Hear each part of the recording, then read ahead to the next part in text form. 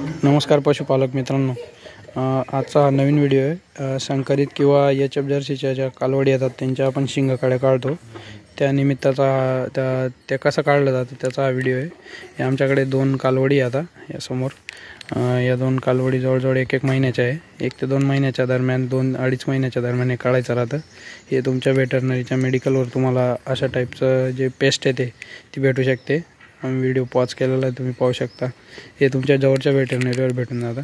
यात एक इंजेक्शन येतं आणि ही एक कॅप येते रबराची, ती हातात घालून ते लावायचं असतं। तर आता प्रिपरेशन आमचं चालू आहे, ते तुम्हाला मी दाखवतो। या अशा प्रकारे शिंगकड्यांवर वरचे जे केस असतात ते कापून घ्यायचे ही पेस्ट लावण्याच्या आधी। ही कॅप अशा प्रकारे बोटात घालायची आहे आणि ही आपल्याकडे जो पेस्ट याच्यामध्ये इंजेक्शन सिरिंजमध्ये पहिले ही कॅप काढायची आपली आणि या अशा प्रकारे थोडं हातावर घ्या, फक्त तेवढ्या गोलवर लावा। हां, इथं काही लगेच नाही होत, ते आजूबाजूचं पुसून फिट धर बरं का रे, आग मारी ते तेवढं गोलच, जास्त चामडीवर नका घ्या।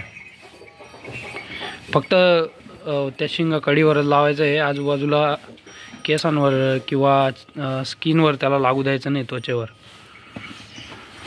बस।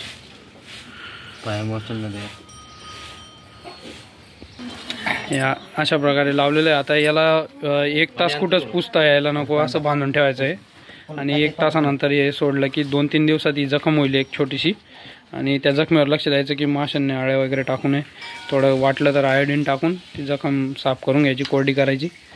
पण सहसा काही जखम एवढी होत नाही, एक खपली बांधली जाते त्या शिंगकडीवर आणि ते शिंग निघतात।